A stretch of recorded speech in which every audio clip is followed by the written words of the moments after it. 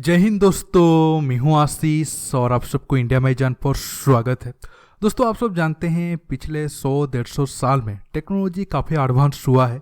और दोस्तों, अगर हम एयरक्राफ्ट कैरियर की बात करें, एयरक्राफ्ट कैरियर किसी भी नेवी के लिए एक इम्पोर्टेंट हथियार हो जाता है। और जितने भी नावल शिप्स होते हैं उनमें से एयरक्राफ्ट कैरियर काफ़ी कॉम्प्लेक्स और काफ़ी स्ट्रांग हथियार माना जाता है। और दोस्तों, जिस देश के पास या फिर जिस नेवी के पास ज़्यादा एयरक्राफ्ट कैरियर होंगे और ताकतवर एयरक्राफ्ट कैरियर होंगे, उस देश पर समंदर में राज होना स्वाभाविक सा बात है। और दोस्तों, एयरक्राफ्ट कैरियर को यूज करना और उसके कॉस्ट भी काफ़ी ज़्यादा होता है। इसीलिए अब प्रेजेंट टाइम में बहुत ही कम देश हैं जो एयरक्राफ्ट कैरियर को ऑपरेट करते हैं। अगर दोस्तों मैं आपको एयरक्राफ्ट कैरियर के ऊपर अगर कुछ डाटा शेयर करूं, तो पिछले 100 साल में 300 के नीचे ही एयरक्राफ्ट कैरियर बने हैं। और प्रेजेंट टाइम में 25 के करीब एयरक्राफ्ट कैरियर एक्टिव है और 150 के करीब एयरक्राफ्ट कैरियर रिटायर्ड हो चुके हैं। और अब 15 के करीब अंडर कंस्ट्रक्शन में है, बहुत जल्द बन जाएंगे। और दोस्तों, 50 के करीब एयरक्राफ्ट कैरियर जो प्लान में था लेकिन कभी नहीं बन पाए। लेकिन दोस्तों, ये माना जाता है कि एयरक्राफ्ट कैरियर को डुबा पाना या फिर उसे मार गिराना बहुत नामुमकिन है, उतना आसान नहीं है। क्योंकि दोस्तों, एयरक्राफ्ट कैरियर कभी भी अकेला नहीं जाता है। एयरक्राफ्ट कैरियर के साथ डिस्ट्रॉयर, फ्रिगेट, सबमरीन भी साथ में रहते हैं। आप एक तरीके से कह सकते हो एयरक्राफ्ट कैरियर का किंग वाला एटीट्यूड रहता है। लेकिन दोस्तों, पिछले 60-70 साल में, खासकर सेकेंड वर्ल्ड वॉर के बाद, इतना बड़ा जंग कभी नहीं हुआ जहां पर एयरक्राफ्ट कैरियर को बहुत बड़े पैमाने पर इस्तेमाल किया गया हो। हालांकि भारत पाकिस्तान की जंग में पाकिस्तान तो कोशिश की थी हमारा एयरक्राफ्ट कैरियर को मार गिराने में, लेकिन वो कामयाब नहीं हो पाया। लेकिन दोस्तों, आज मैं इस वीडियो में 5 हथियार या फिर ऐसे 5 तरीका बताऊंगा जिससे एयरक्राफ्ट कैरियर को डुबाया जा सकता है या फिर तबाह किया जा सकता है। हालांकि ये 100% काम करेगा ऐसा नहीं है, लेकिन इस 5 तरीकों से एक एयरक्राफ्ट कैरियर समंदर में डूब सकता है। दोस्तों, जानने के लिए आप आखिर तक वीडियो को देखते रहिए और जितना ज़्यादा हो सके लाइक शेयर करना बिल्कुल मत भूलिए। दोस्तों, एयरक्राफ्ट कैरियर का सबसे बड़ा दुश्मन होते हैं सबमरीन। इसी वजह से आप कई बार सुना होगा हमारे भारत के अंदर ही ये विवाद ज़्यादा चलता है या फिर इस बात पर ज़्यादा बहस होता है, क्या हम तीसरे एयरक्राफ्ट कैरियर की ओर जाएं या फिर उस पेशों में हम ज़्यादा एडवांस सबमरीन बनाएं। क्योंकि सबमरीन को ही कैरियर किलर कहा जाता है। और सेकेंड वर्ल्ड वॉर के टाइम में, उस टाइम में जो सबमरीन था वो बहुत सारे एयरक्राफ्ट कैरियर को तबाह भी किए थे। और अब प्रेजेंट टाइम में जो सबमरीन थे वो और एडवांस हुए हैं। नो डाउट एयरक्राफ्ट कैरियर भी एडवांस हुए हैं, लेकिन दोस्तों, सबमरीन के अंदर बहुत सारे खूबी होते हैं जिसके आगे एयरक्राफ्ट कैरियर जरूरत पड़ने पर फीका पड़ सकता है। दोस्तों, अगर हम सेकेंड वर्ल्ड वॉर की बात करें तो उस टाइम में सबमरीन में सिर्फ टॉर्पीडो लग रहे थे, लेकिन अब सबमरीन में बैलिस्टिक मिसाइल भी लग सकते हैं, न्यूक्लियर हथियार भी हो सकता है, इसके साथ एंटी शिप मिसाइल भी लग सकता है। और ये सारे मिसाइल, खासकर एंटी शिप मिसाइल के जरिए एक एयरक्राफ्ट कैरियर को आसानी से निशाना बनाया जा सकता है। अगर सबमरीन न्यूक्लियर पावर वाला हुआ तो वो आसानी से पानी के अंदर लॉन्ग टाइम तक छिपकर रह सकता है और उसे पता लगाना उतना आसान नहीं होगा। और ज़रूरत पड़ने पर वो सामने आकर या फिर पानी के अंदर ही टॉर्पीडो या फिर एंटी शिप मिसाइल को फायर करके एयरक्राफ्ट कैरियर को निशाना बना सकता है। हालांकि एयरक्राफ्ट कैरियर के पास भी डिफेंस के लिए है, लेकिन इस मामले में थोड़ा सबमरीन का मामला 55-45% वाला हो जाता है। अब तो पिछले 60-70 साल में बड़ा जंग ऐसा नहीं हुआ जब एयरक्राफ्ट कैरियर और सबमरीन को बिल्कुल फ्रंट में आमने सामने आकर जंग में लड़ा हो। लेकिन ऐसे कुछ नावल वार गेम हुए हैं जहां सबमरीन और एयरक्राफ्ट कैरियर का सामना हुआ है, लेकिन सबमरीन को कई बार जीत मिली है। आप तो फेमस स्वीडन की सबमरीन के बारे में जानते होंगे, जो एक बार नावल वार गेम में अमेरिका की एयरक्राफ्ट कैरियर को निशाने में ले लिया था।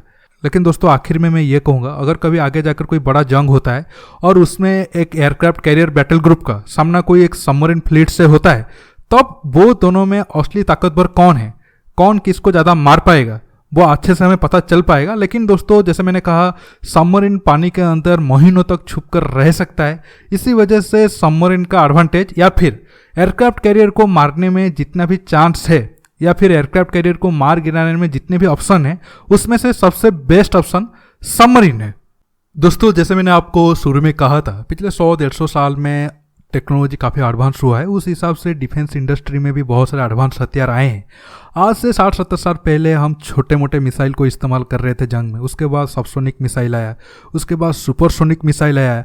अब प्रेजेंट टाइम में हाइपरसोनिक का कंसेप्ट है, और अब जिस देश के पास ज़्यादा और ज़्यादा वेराइटी वाला हाइपरसोनिक मिसाइल होगा, उस देश का जंग की मैदान में और पूरी दुनिया की फील्ड में लोहा मानी जाएगी। अब दोस्तों, एयरक्राफ्ट कैरियर को सबमरीन के बाद या फिर आने वाले कुछ सालों के बाद सबसे ज़्यादा खतरा हाइपरसोनिक मिसाइल से ही होगा।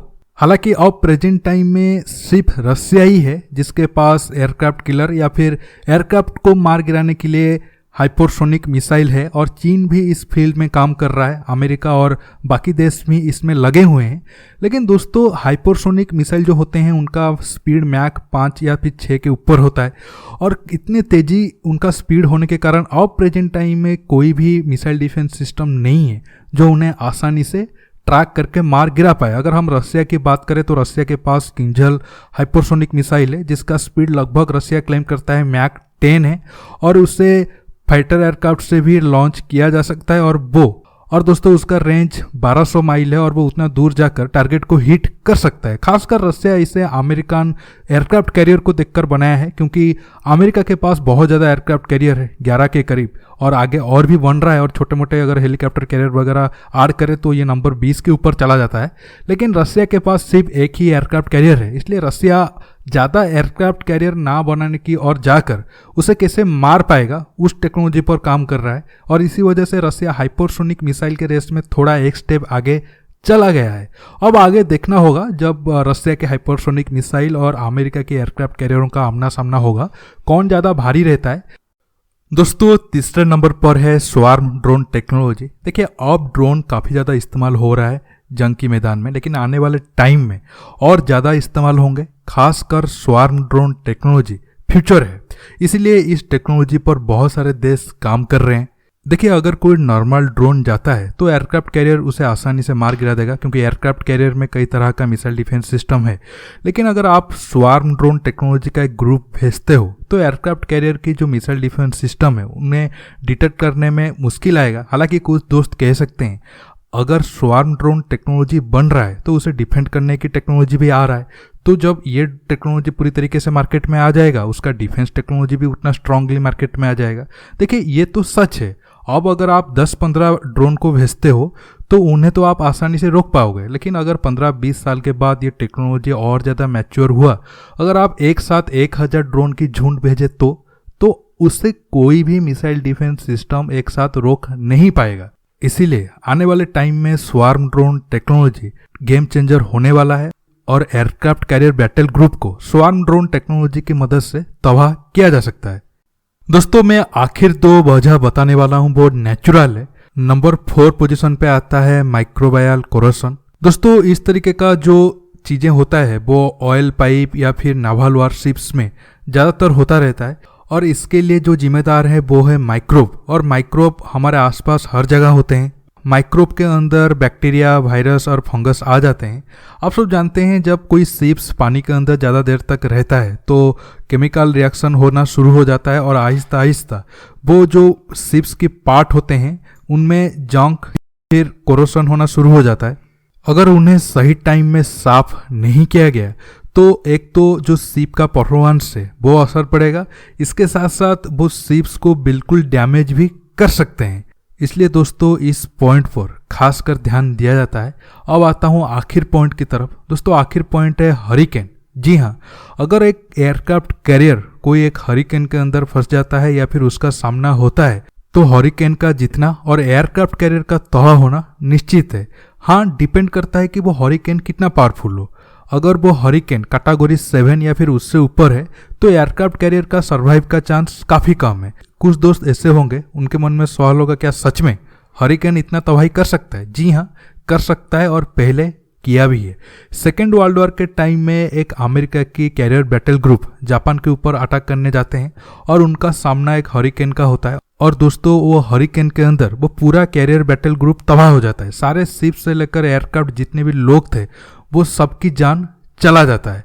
तो हरिकेन को हम नज़रअंदाज नहीं कर सकते हैं, हालांकि चांस कम होता है, क्योंकि अगर पता चलता है कि समंदर में कोई बड़ा तूफान आने वाला है तो शिप्स या फिर एयरक्राफ्ट कैरियर वगैरह नॉर्मली जाते नहीं है, वो अपने होम बेस पर ही रहते हैं। दोस्तों अब आप समझ गए होंगे अगर हम कोई एक एयरक्राफ्ट कैरियर को डुबाने की कोशिश करेंगे तो वो क्या क्या वजह हो सकता है।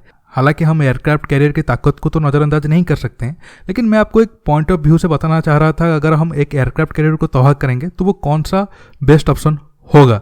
दोस्तों आपको ये वीडियो कैसा लगा नीचे कमेंट बॉक्स में कमेंट करके बताइए, और ये वीडियो को ज़्यादा से ज़्यादा लाइक शेयर करने के साथ साथ आप मेरे चैनल को सब्सक्राइब करिए, और सब्सक्राइब बटन के पास जो बेल आइकन है उसे प्रेस करिए ताकि आगे आप मेरे आने वाले वीडियो को मिस न कर सके। दोस्तों रुकता हूँ, बहुत जल्द और एक नया टॉपिक के साथ मिलूंगा। नमस्कार, जय हिंद।